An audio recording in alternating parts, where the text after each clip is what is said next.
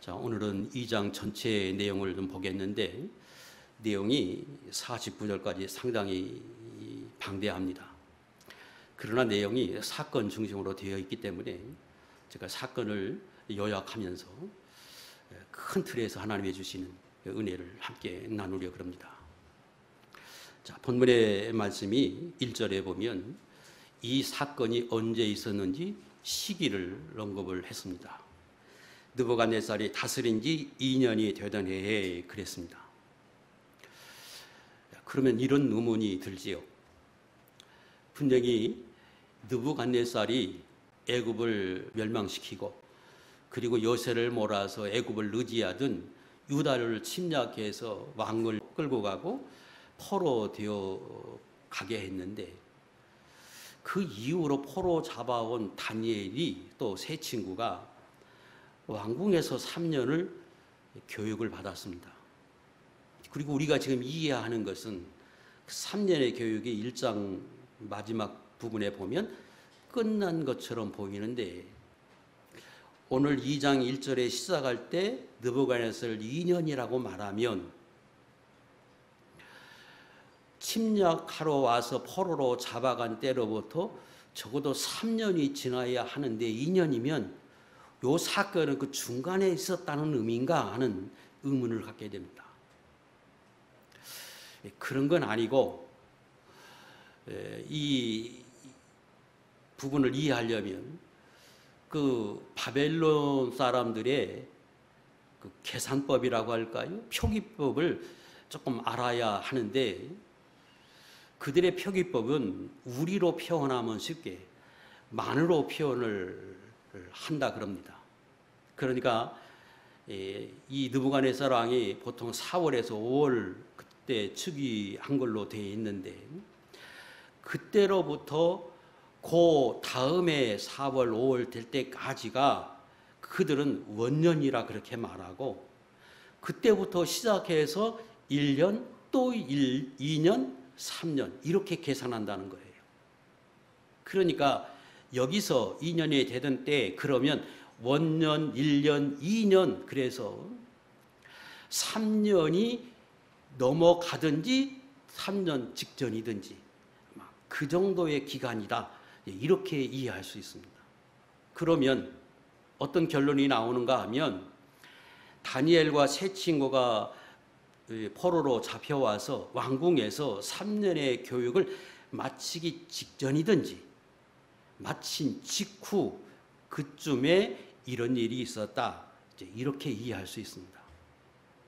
어떤 사건이 있었느냐? 왕이 꿈을 꾸었습니다. 그런데 그 꿈을 꾸고 난 이후에 왕이 마음이 번민해서 잠을 이루지 못했습니다. 그리고 날이 밝으니까 바벨론에 있는 박수와 술객과 점쟁이와 술사들을 다 모으고 자기의 꿈에 관한 해석을 듣기를 원했습니다. 그들이 와서 왕에게 구하기를 왕이 꾼 꿈을 우리에게 말해주면 우리가 해석해 드리겠습니다. 이렇게 이야기하니까 왕은 그게 아니고 내가 꾼 꿈을 너희가 알아내고 그리고 그 꿈이 뭘 의미하는지 해석하라. 만약에 너희가 내 꿈을 알아내지 못하고 해석하지 못하면 너희의 몸을 찢을 것이요 너희 집안도 거름더미로 만들겠다, 다 멸하겠다 그런 뜻이죠. 그런데 만약 누구든지 내 꿈을 알아내고 해석을 한다면 내가 그에게 선물도 주고 상도 주고 나로부터 큰 영광을 얻게 될 것이다 하고 왕이 명령을 했습니다. 그러니까 거기에 모여있던 요 박수들, 술객들, 술사들이 왕에게 다시 건의합니다. 왕이여 꿈을 말해 주십시오. 그러면 해석해 드리겠습니다. 왕이 내가 명령했다. 시간 끌지 말고 꿈부터 알아내고 그리고 해석하라. 그러니까 거기에 있던 박수들이 또 다시 세 번째 10절에 보면 또 건의합니다. 그러면서 이번에 말하기를 지금까지 그 어떤 권력자도 힘 있는 사람이라도 지금 왕처럼 우리에게 그렇게 명령한 사람은 없었습니다. 그리고 진짜 신이 아니면, 신에게 감동된 사람이 아니라 육체를 벗어난 그 어떤 신이 아니면 꿈을 맞추고 해석할 사람은 없습니다. 이렇게 이야기하니까 왕이 진노해서 바벨론에 있는 모든 지혜자들을 다 죽이라 하고 근위대장, 경호대장이나 되겠지요. 이 사람에게 명령했습니다. 그래서 다니엘과 세 친구도 죽을 운명에 처했다. 13절까지 내용이 그런 내용입니다. 자, 이 내용을 보면 좀 특별한 게 있지요. 첫 번째, 뭐가 특별한가 그러면 일반적으로는 꿈을 꾸면 그 꿈을 기억했다가 말해주고 그리고 그 말하면 해석을 하는 게 원칙이지요. 그런데 왕은 지금 내가 꾼 꿈이 이게 보통 꿈이 아닌데 그 꿈을 맞춰라. 그리고 해석을 하라. 특별하지요. 두 번째는 지금 왕의 명령이 대단히 불합리한, 어찌 보면 말도 안 되는 명령이고 극단적입니다. 너희가 내가 꾼 꿈을 맞추지 못하고 알아내지 못하고 해석하지 못하면 너희 몸을 쪼개겠다는 말은 우리나라로 바꾸면 예전에 행했던 능지처참이 사지를 찢어 버리겠다는 거예요. 아주 파악한 형벌인데 그걸 내리겠다는 거예요. 뿐만 아니라 너희 집안도 전부 다 멸하겠다. 멸문지화시키겠다. 가족을 다 쓸어버리겠다. 도대체 이해되지 않는 명령을 왕이 지금 내렸습니다. 또 특별한 것은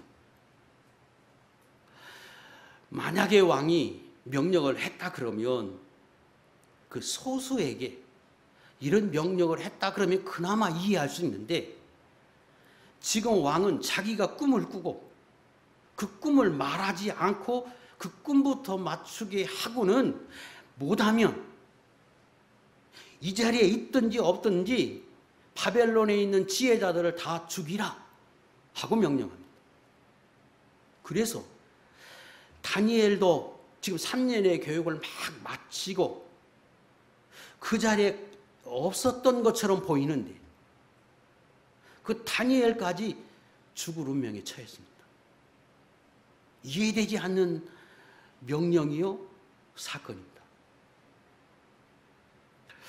뭘 말해주느냐, 뭘 알 수 있느냐. 첫 번째는 왕이 꿈을 꿨는데 그 꿈이 보통 꿈이 아니라고 하는 걸 직감적으로 그가 알았습니다. 그리고 그 꿈이 좋지 않은 꿈이라고 하는 것도 아는 거죠. 두 번째는 그 꿈이 대단한 의미가 있을 것이라고 하는 걸 아는데 그것이 좋은 의미의 꿈이 아니고 아주 흉한 것인 것을 알고 굉장히 지금 불안해하고 있고 두려워했음을 말해줍니다. 그래서 꿈을 꾸고 난 이후에 잠을 못 잤죠. 그리고 그 바벨론에 있는 박수, 술객, 점쟁이, 갈대아, 술사를 모이게 했는데 박수는 남자 무당입니다. 술객은 꿈을 해석하든지 어떤 나타나는 어떤 현상이라 이런 거 가지고 점치는 사람들이에요. 점쟁이는 말 그대로 점쟁이. 그 다음에 술사는 아마도 그 근동 지역에 점성술이 발달했을 거라고 우리가 알고 있고, 실제로 이 이후에 동방박사가 오지요. 별의 인도를 따라서. 그래서 해성이라든지 별, 해, 달, 별의 움직임을 통해서 미래를 예측하는 사람들, 점성술이 상당히 발전하는 걸로 알고 있는데 바로 그런 사람들이었을 거다, 우리는 그렇게 생각합니다. 그러니까 왕이 지금 극도로 중요하다고 여겼고 불안해 여기면서 할 수 있는 대로 모든 지혜자들을 다 끌어모았어요. 그리고 왕이 그들에게 지금 이렇게 명령한 겁니다. 그래서 우리가 아는 것처럼 1장에서 하나님이 남은 자 중에 남은 자로 다니엘과 세 친구를 두었는데, 그들이 교육을 마치자마자 하나님의 목적이 있어서 그들에게 귀한 뜻을 이루기 위해서 세워가고 하나님이 일을 해가고 있는데 그들도 죽을 운명에 처했다는 거죠. 다른 의미로 보면 하나님의 일에 큰 차질을 빚을 수 있는 그런 중대한 위기를 겪게 됐습니다. 14절 이하입니다. 왕의 명령을 받고 근위대장이 다니엘과 세 친구를 잡으러 다녔습니다. 그러다가 다니엘을 만난 것 같아요. 죽이려고 했겠지요. 그때 다니엘이 지혜롭게 말을 합니다. 그러면서 왕 앞으로 가서 그 근위대장을 통해서 왕 앞으로 인도받아서 왕에게 가서 이야기하기를, 시간을 주시면 제가 왕이 꾼 꿈도 말해주고 해석도 해드리겠습니다 하고 나와서 죽음을 면합니다. 그리고 집에 도착해서 세 친구들 오게 하고, 그리고 그 친구들에게 하나님 앞에 기도하기를, 이 꿈의 내용들을 알게 해달라고 기도하고 그들과 더불어 우리도 죽지 않게 해달라고 기도합시다.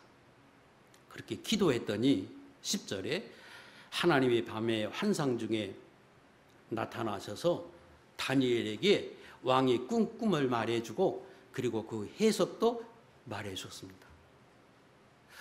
그래서 다니엘이 하나님께 감사와 찬양과 영광을 돌리고, 그리고 24절에 아리옥에게 가서 나를 왕으로 앞으로 인도해달라고 이야기해서 왕 앞으로 나가는 장면까지가 24절의 내용입니다.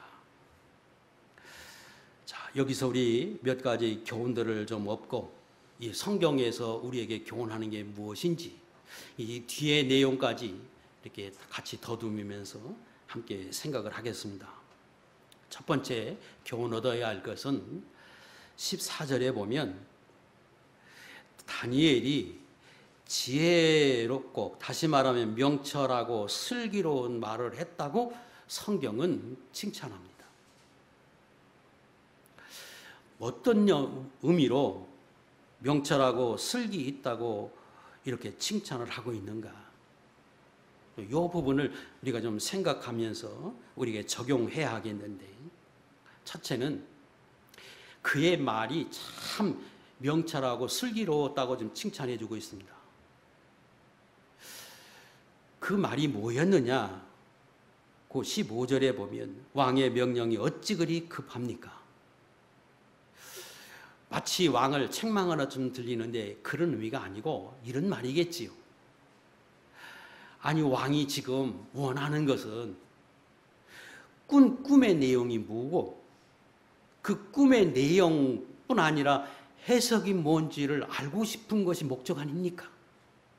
그런데 나 같은 사람은 듣지도 못했고 기회도 없고 또 내 친구들도 마찬가지인데 기회를 주어서 그걸 알아볼 수 있게 만들고, 그리고 안 되면 그 이후에 조치해도 괜찮은데 갑자기 붙들고 죽이겠다고 하면 그 무슨 의미가 있습니까? 막 그렇게 말했을 거라.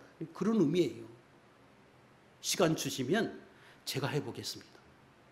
그러니까 왕의 명령을 받은 아리옥 입장에서는 안 죽일 수도 없고 죽일 수도 없고, 그러니까 왕으로 가자.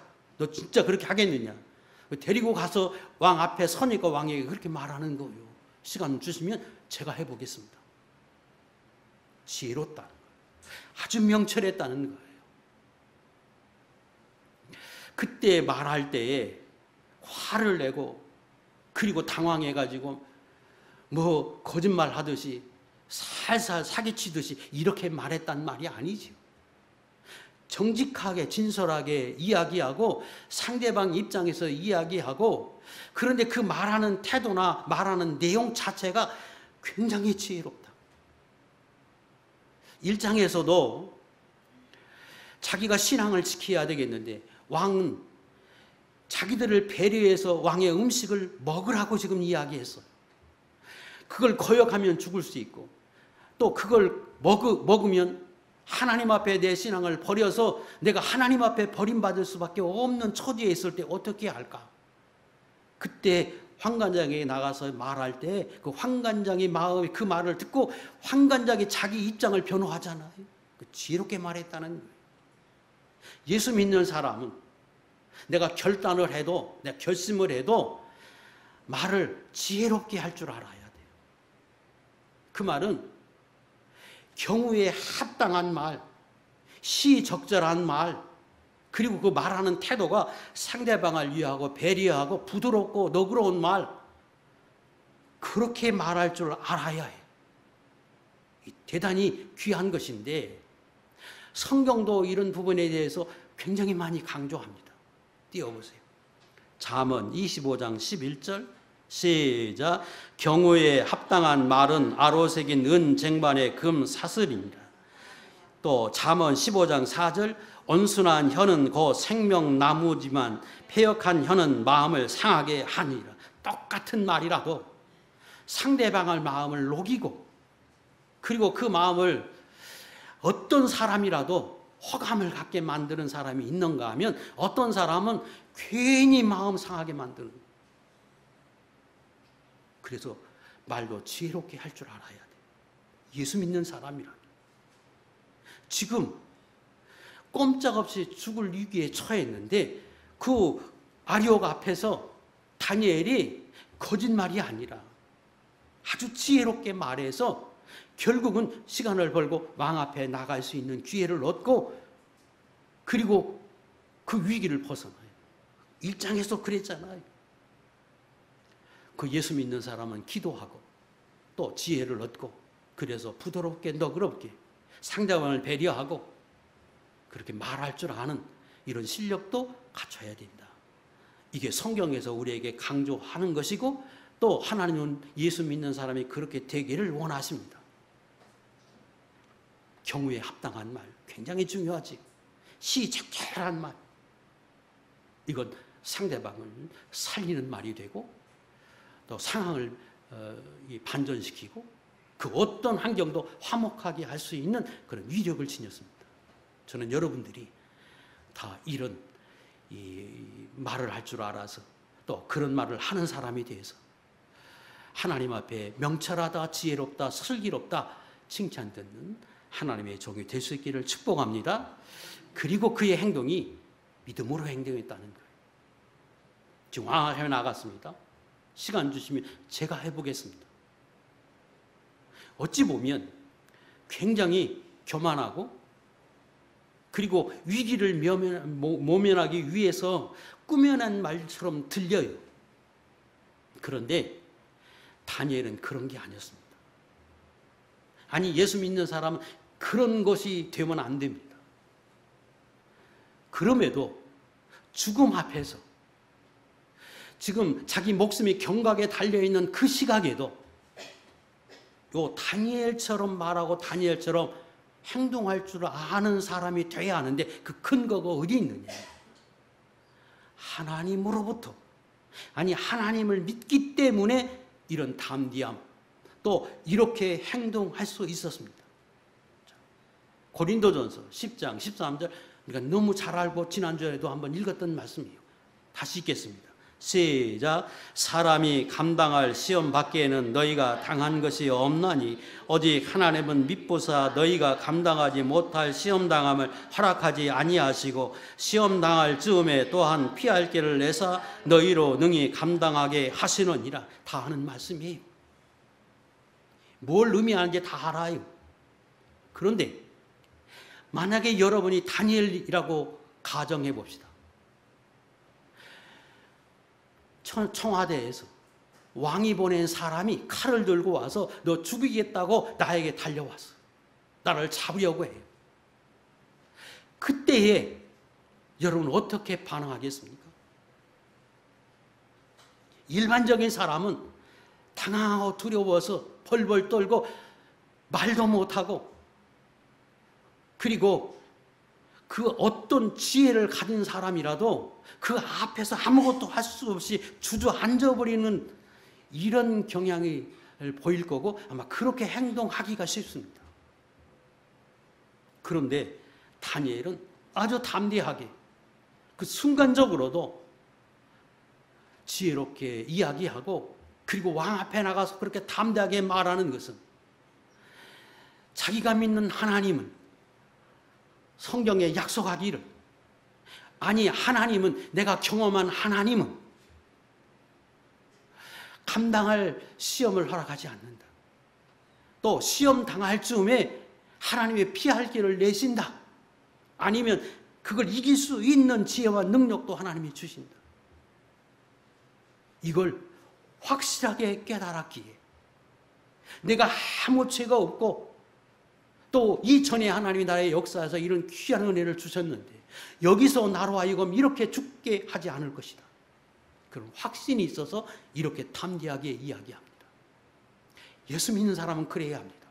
어떤 상황에서도 당황하고, 그래서 그때 사람을 찾아가고 이성을 잃은 사람처럼 행동하고, 그때 권력자를 찾고 물질에 의지하고 믿음 없는 모습으로 나타난 게 아니라, 내가 섬기는 하나님은, 내 안에 계신 하나님은 우리에게 이렇게 약속하셨다. 그리고 모든 일을 합력하여 선을 이룬다고 믿음의 사람들에게 약속하셨다. 그러므로 나도 그 하나님을 붙들고 그 하나님 앞에 기도하고 그 하나님 앞에 가까이 나가면 하나님이 이 일을 통해서 오히려 뜻이 있을 것이다. 이기게 하실 것이다. 그런 확신을 가지고 담대히 하나님 앞에 나가는 사람이 되어야 합니다. 이걸 칭찬하는 거예요. 믿음의 사람은 위기를 만나고 고난을 만나면 그때 그 믿음이 드러나서 하나님 앞에서 믿음의 사람인 것을 드러내서 오히려 복을 받습니다. 그러나 믿음 없는 사람은 고난을 겪으면 자기의 믿음 없음이 드러납니다. 어디에서? 말로, 행동으로, 삶으로. 저는 여러분이 어떤 때라도 여러분 안에 계신, 여러분에게 확약해 주신 하나님의 언약을 믿고 약속을 믿고 언제나 담대히 이 다니엘과 같은 모습으로 하나님 앞에 서는 귀한 종들이 될 수 있기를 주의 이름으로 축복합니다. 다니엘이 지금 왕 앞에서 이렇게 이야기했습니다. 그리고 집에 와서 기도합니다. 실제로 기도해요. 새 친구 오게 하고 지금 당장에 기도해야 한다. 기도합니다. 여러분 같으면 기도됩니까? 죽음 앞에서 아마도 어떤 큰 병의 의사에게 진단을 받았다고 하면 기도될까요? 지금 생명이 경각에 달렸어요. 와서 기도합니다. 정말로 하나님을 신뢰하고 의지하고 의뢰하지 않으면 기도 안 됩니다. 불안하고 두렵고 그런 상황에서는 하나님을 신뢰하지 못하기 때문에 깊은 기도, 교통하는 기도 안 돼요. 될 수가 없어요. 평상시 때 하나님과 교통하는 기도자가 아니면 그 환난의 때에 기도 안 돼요. 그래서 믿음의 사람은 믿음이 있는 모습으로 나타나서 더 큰 믿음의 사람으로 복을 받고 은혜 있고 그 믿음의 진가가 드러나지만 그러지 못하면 그 믿음 없음이, 그 신앙이 참으로 연약한 신앙이었음이 그냥 드러나는 거예요. 지금 다니엘이 그 상황에서 왕 앞에 가서 장담하고 지금 내가 그렇게 하겠다고 말하고 그리고 하나님 앞에 기도했는데 하나님이 그 밤에 환상으로 나타나서 말해줍니다.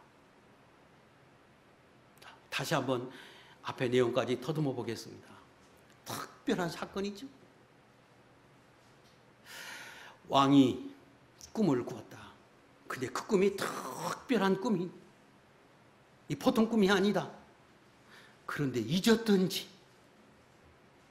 그런 꿈은 보통 안 잊지요. 근데 잊었든지 아니면 그가 말을 안 했든지, 이 부분에서 제가 찾아봤어요. 다른 학자들은 어떻게 봤는지, 수석가들은 어떻게 봤는지 여러 책을 찾아보니까 어느 한 분이 이렇게 해석을 했더라고요. 왕이 꿈을 꾸고 그 꿈도 기억하고 있다. 어렴풋하게 그가 예감하기는 좋지 않은 거다. 그런데 즉 꿈의 내용이 뭐냐 그러면 제가 간략하게 설명합니다. 눈으로 31절에서 35절까지 내용인데 여러분 성경을 눈으로 보고 제 설명을 좀 들어보세요. 그 꿈의 내용이 이런 거예요. 큰 신상을 봤습니다. 근데 그 신상이 지금 왕 앞에 섰는데 광채가 나고 찬란하고 그리고 그 모양이 심히 두렵게 생겼어요. 우상의 머리는 순금으로 됐고 가슴과 두 팔은 은이고 배와 넓적다리는 노소로 만들어져 있고 종아리는 쇠요. 발은 열 발가락이 있는데 일부는 쇠고 일부는 진흙으로 되어 있어요. 그런데 갑자기 손대지 아니한 돌, 옛날 성경엔 뜨인 돌이 나와서 그 신상에 그 발가락을 칩니다. 그러니까 그것이 다 부서져요. 그러면서 그 머리로부터 가슴, 두 팔, 은 이런 것들이 다 부서져서 마치 겨처럼 마치 흙처럼 먼지처럼 다 부서지고 그것이 태산을 이뤘다. 좋은 꿈 같나요? 아니죠. 그래서 왕이 아마도 그렇게 생각했을 것이다. 아, 이거는 내 밑에 수동드는 사람들 중에 반역자가 일어나는 꿈인 것 같다. 그가 그렇게 직감했다는 것. 그래서 나를 죽이려고 하는 꿈인 것 같다. 그래서 왕이 의도적으로 그 반역을 할 사람이 누구냐? 그 자문위원들 중에 한 사람일 것이다. 이렇게 판단하고 의도적으로 꿈을 말하지 않고 그들을 다 제거하기 위해서 꿈부터 맞춰라. 이렇게 했을 것이다. 그렇게 해석하는 학자가 있더라고요. 상당히 일리가 있지요. 설득력 있어 보입니다. 그러나 그게 옳다 그렇다 저는 그렇게 말하고 싶지는 않아요. 중요한 건 특별해요. 왕의 꿈을 잊었든지 그런 꿈이라고 착각을 해서 명령을 했든지 그리고 그 왕의 명령에 의하여 모든 사람인 지혜자가 죽게 될 운명에 처했다. 특별해요. 또 더 특별한 건 그런데 하나님이 다니엘에게는 그 꿈의 내용이 무엇인지를 말해줬어. 지금 바벨론에 있던 모든 박사들, 술객들, 점쟁이들 이런 사람들이 한결같이 말하기를 신한적으로는 불가능합니다.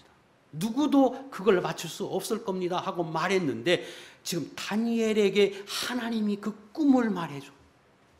그리고 그것이 어떤 의미인지 해석도 말해줘. 특별한 섭리죠. 그리고 그것이 철저히 하나님으로부터 왔다고 하는 걸 증명해 주지요. 자, 그러면 이제 2장에서 말씀하는 이 꿈은 그때 그 사건은 이 특별한 사건은 어떤 의도가 있었냐, 어떤 뜻이 계셔서 하나님이 이렇게 행하셨느냐. 그래서 그 꿈을 꾸게 하고 잊었든지 왕이 착각을 했든지 그리고 다니엘에게만 그 꿈을 계시하셔서 그걸 왕에게 말해 주도록 하신 하나님의 진정한 의미, 뜻, 의도가 무엇인가? 그리고 그걸 성경을 기록해서 오늘 우리에게는 어떤 교훈을 주고자 하시는가? 첫 번째입니다. 하나님께서 다니엘과 세 친구를 남은 자 가운데 남은 자로 두셨는데 그가 좀 죽을 운명에 처해서, 그래서 하나님이 그들로 하여금 살리게 하기 위함입니다. 이 방법 아니면 못 살리잖아요 지금. 그리고 그 다니엘이 그 죽을 운명 앞에서 그가 하나님을 신뢰하고 이전에 경험했던 그 하나님을 바라보면서 하나님이 해 주실 것을 믿고 기도하고 지금 왕에게 목숨 걸고 말했던 그 믿음을 보시고 그 믿음대로 기도한 것에 대한 응답이요. 그러니까 철저히 다니엘의 믿음의 기도의 응답이요. 그 믿음의 사람을 살리기 위한 하나님의 은혜였다. 두 번째는 지금 이 꿈을 왕이 꾸게 합니다. 그리고 거기 있던 모든 신하들에게 그 내용이 무엇인지, 그 사건이 무엇인지 다 알려줬어. 그리고 하나님께서 다니엘에게 보이고 다니엘이 왕에게 나아가서 말할 때에 이렇게 말합니다. 28절, 이 일은 하나님만이 가능합니다. 당연하지요. 29절, 하나님께서 왕에게 꿈을 보이셨고 왕으로 하여금 어떻게 해야 하는지 필요해서 하나님이 왕에게 보이신 꿈이었습니다. 맞지요? 30절, 그 꿈은 하나님이 내게 보이셨는데 내가 특별한 사람이기 때문이 아니라 나라는 사람을 통해서 하나님이 당신에게 보인 그 꿈을 내게 보여서 왕에게 보이게 하기 위해서 하나님이 이렇게 하셨습니다 하고 그 하나님이 하셨음을 강조합니다. 그랬더니 왕이 47절 이렇게 반응합니다. 다 꿈을 말해줬더니 느부갓네살 왕이 다니엘에게 이렇게 반응해요. 시작. 왕이 대답하여 다니엘에게 이르되 너희 하나님은 참으로 모든 신들의 신이요 모든 왕의 주께로다. 내가 능히 이 은밀한 것을 나타내었으니 내 하나님은 또 은밀한 것을 나타내시는 이시로다. 두 번째 목적은 바벨론 왕으로 하여금 하나님이 어떤 분인지를 확실하게 보이고 깨닫게 하기 위함입니다. 그리고 실제로 왕이 고백해. 하나님은 신들 중에 신들이다. 모든 세상에 있는 왕의 주인이시다. 하고 바벨론 왕이 자기 입으로 고백해. 근데 그 바벨론 왕이 지금 누구냐? 이스라엘을 침략하고 이스라엘 사람들을 포로로 잡아왔고 그때에 제국을 이루어서 세계를 다스리는 왕과 같은 권세를 지닌 사람, 그 사람에게 하나님이 이 사건을 통하여 그가 하나님이 어떤 분인지를 철저히 깨닫게 하십니다. 세 번째 목적은 하나님이 이 사건을 통해서 다니엘로 하여금 마치 그 나라를 다스리는 총리와 같은 지위를 얻게 하기 위함이었습니다. 46절, 48절 띄우세요. 이에 느부갓네살 왕이 엎드려 다니엘에게 절하고 명하여 예물과 향품을 그에게 주게 하니라. 왕이 이에 다니엘을 높여 바벨론 온 지방을 다스리게 하며 또 바벨론 모든 지혜자의 어른을 삼았습니다. 마치 이전에 애굽에 갔던 요셉이 만 30세 되던 때에 애굽의 총리가 되게 하고 그 모든 나라에 있는 지혜자들 위에 서게 하신 것 같이 이번에도 똑같이 오히려 나이가 18세 정도밖에 되지 않은 다니엘을 한순간에 온 바벨론을 다스리는 그런 총리와 같은 권세자로 세우게 하고, 그리고 거기 있던 지혜자들, 모든 지혜자들의 어른의 위치로 삼기 위한 하나님의 계획에서 또 올라온 거지. 세 번째, 네 번째는 그러면 이 모든 것이 그저 단순하게 다니엘이라고 하는 그 한 사람을 높여서 그 사람에게 복을 주심을 보이기 위함인가? 아니죠. 철저히 유다 백성들을 위한 것이고 하나님의 나라를 위한 것이고, 궁극적으로 하나님은 유다 백성들이 바벨론에 끌려가서 거기에 포로돼서 살지만 70년 이후이 지나면 다시 예루살렘으로 귀환케 하심이 하나님의 뜻이었습니다. 그리고 그걸 미리 예언했고 그 일을 위해서 지금 다니엘의 쓰임받고 있고, 그 1장에서 제가 말씀드린 대로 곧 1차 귀환할 때까지 지위를 얻었는데 그 지위가 뭐였느냐? 총리와 같은 지위였고, 그 자리를 어떻게 그렇게 단숨에 올라갔느냐? 하나님이 이런 사건을 통해서 그 자리에 올라가게 하고, 그래서 궁극적으로 그 이스라엘 백성들이 바벨론에 와서 지내는 동안 그들이 그 안에서 독립적으로 신앙생활을 하게 하고 함부로 대하지 못하게 하고, 그리고 궁극적으로는 이스라엘 백성이 다시금 귀환하게 하려고 하는 이 하나님의 귀한 계획 속에서 그 일을 이루기 위해서 하나님이 이렇게 섭리하셨다는 거예요. 37절 띄워보세요. 왕이여, 왕은 여러 왕들 중에 왕이시라. 하늘의 하나님이 나라와 권세와 능력과 영광을 왕에게 주셨고, 지금 하나님을 신 중에 신이라고 말하고 왕들의 주제라고 말하는 그 느부갓네살 왕에게 다니엘에게 말하는 거예요. 그 하나님이 당신을 왕으로 세워주었고 당신을 이 근동을 지배하고 다스릴 수 있는 권세를 하나님이 주셨습니다.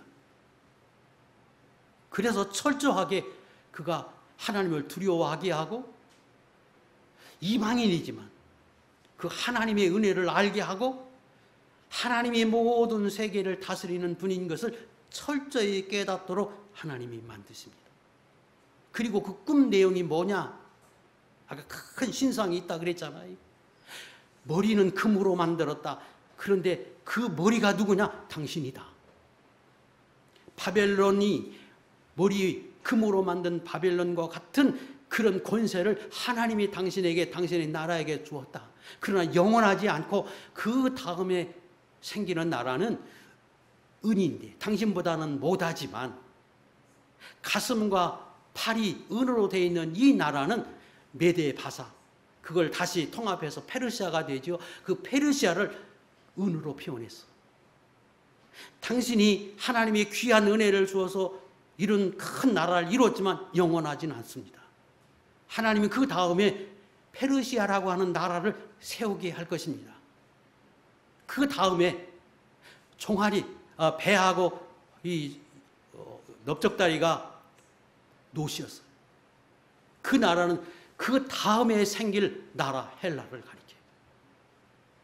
그 페르시아도 영원하지 않고 알렉산더에 의해서 점령이 되고 헬라 제국을 이룰 것이다.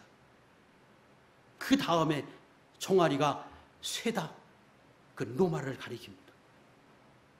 그리고 그 다음에 발가락이 열인데 그 발가락의 일부는 쇠고 일부는 지력으로 만들어진 것은 그 해석을 여러 가지로 합니다. 그 한 나라가 나중에 분열이 돼서 로마가 망하면서 분열이 된 것을 말한다 하고 하는 학자도 있고, 우리 또 스승도 그렇게 해석을 했습니다. 그러나 진짜 지지를 더 얻는 것은 이후에 나타날 세상의 모든 왕들, 만수열, 세상의 모든 왕들이 계속해서 일어날 것인데, 그 중에 어떤 나라는 강한 나라도 있고 약한 나라도 있고 쇠와 같이 강한 나라도 있을 것입니다. 그러나 그것도 영원하지 못하고 맨 마지막에는 뜨인 돌 예수 그리스도께서 나타나서 그것들을 다 쳐서 멸하고 영원한 하나님의 나라를 이룰 것입니다. 그 하나님의 나라를 이룰 것을 말씀하고 있어요. 44절에 그래서 이렇게 표현한 겁니다.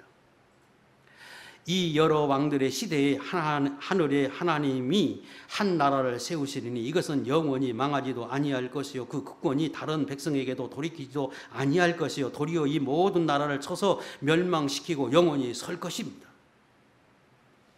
이 말은 어느 시대든지 하나님의 사람들을 모아서 하나님의 나라를 이룰 것이다. 하나님의 백성들이 있다는 거예요.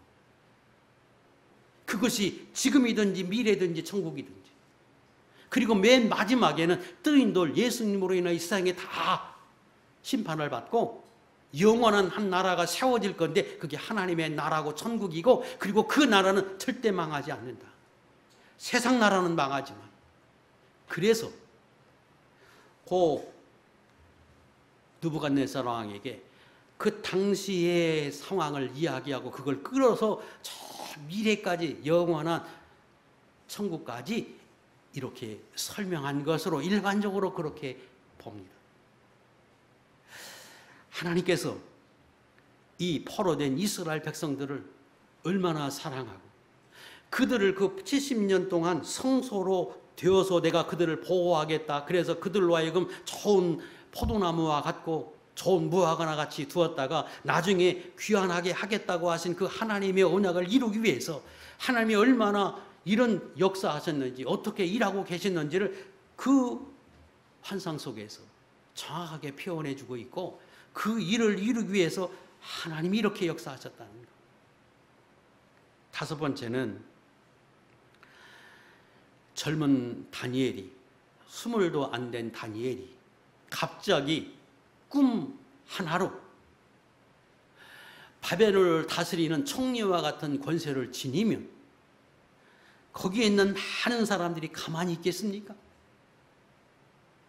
그런데 그 다른 사람들이, 다른 지혜자들이 그 젊은 다니엘에게 순종하고 누구도 반발하지 못하게 하기 위해서 하나님은 그 모든 사람들이 죽을 위기에 처하게 하시고, 그리고 다니엘로 하여금 그 꿈을 해석해서 그들의 생명을 살리도록 하나님 만드십니다. 그래서 그 누구도 다니엘의 그 자리에 올라간 그것을 부인할 수 없게 만들고, 그리고 그것이 자기들의 생명을 살린 은인임을 알게 하고, 이후로도 그가 하나님의 사람인 것을 알게 해서 그 누구도 해하지 못하도록 하기 위해서 하나님이 이런 방법을 쓰셨어요. 여섯 번째, 다니엘 입장에서 생각해 보면 그가 20도 안 된 나이에 갑자기 하나님이 총리라고 하는 위치에 세워놓으면 잘못하면 넘어지기 쉽지요. 그런데 다니엘 입장에서 보면 자기가 그 자리에 세워진 것은 철저하게 하나님의 은혜이죠. 왜? 하나님이 자기의 꿈을 말해줬고, 그리고 그 내용이 뭔지도 말해주고, 그걸 왕에게 말한 것 위에 당신이 한 건 없어요. 그래서 당신이 그 자리에 세워진 것이 철저히 하나님의 은혜요, 하나님의 목적이 있음을 깨닫게 하고, 그리고 끝까지 겸손하게 하고, 하나님이 나를 여기에 세워준 이유가 무엇인지 과거 요셉처럼 생각하고 깨닫게 해서 마치 이스라엘 백성이 70년이 차서 다시 돌아올 때까지 그가 그 관직을 유지하게 하기 위함입니다. 다시 말하면 그가 하나님의 은혜로 알고 그리고 거기서 성실하게 하나님 앞에 믿음을 쓰게 하고 그리고 철저하게 겸손하고 하나님만 철저히 의지하고 그리고 그 일을 이루기 위해서 목적을 이스라엘 백성들을 위한 하나님의 섭리에 그 일을 이루는 일의 목적을 두고 살게 해서 마침내 하나님의 뜻이 이루어지도록 하게 하셨습니다. 생각해 보세요. 이 사건을 통해서 오늘 우리에게 어떤 교훈을 주시느냐, 오늘 저와 여러분들에게 어떤 걸 알게 하시느냐. 철저하게 세상의 모든 일들은 하나님이 주관하신다. 사람을 살리고 죽게 하는 것, 한순간에 올리기도 하고 낮추기도 하는 것, 살고 죽음이 철저히 하나님께 있다. 인간의 노력과 수고 필요하지요. 그러나 그것이 다 하나님의 허락과 인도하심 속에서 가능하고 하나님이 하시려고 계획하시면 이렇게 하신다.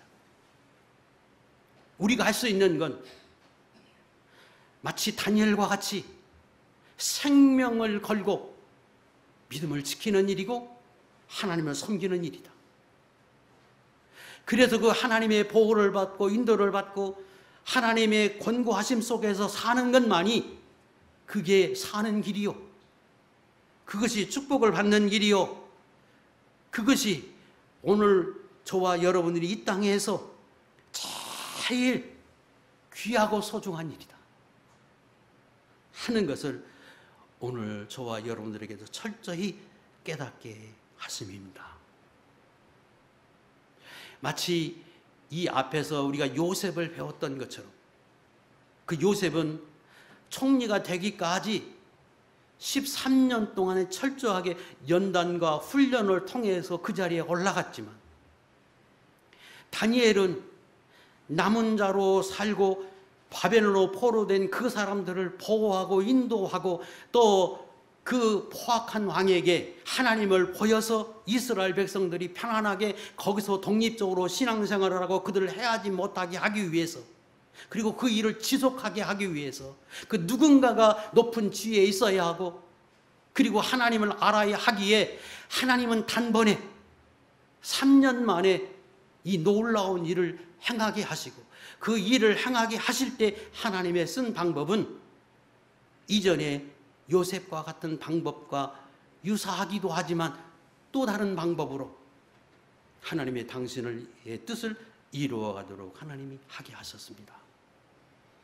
오늘 이 땅에 사는 저와 여러분, 사당의 주권이 하나님께 있음을 알고 오직 예수 믿는 저와 여러분은 언제나 그 하나님을 지극히 잘 섬기고 믿음을 지켜나가면 우리 삶 속에서도 하나님이 지금 역사하신 것과 같은 손길과 인도하심 속에서 우리를 살게 할 거고 우리를 인도할 거고 우리 생활 속에서도 하나님이 그렇게 역사에 가실 것이다 이런 확신을 가지고 언제나 주 앞에서 믿음으로 살아드리는 거룩한 종들이 다 될 수 있기를 주의 이름으로 축복합니다. 기도하겠습니다.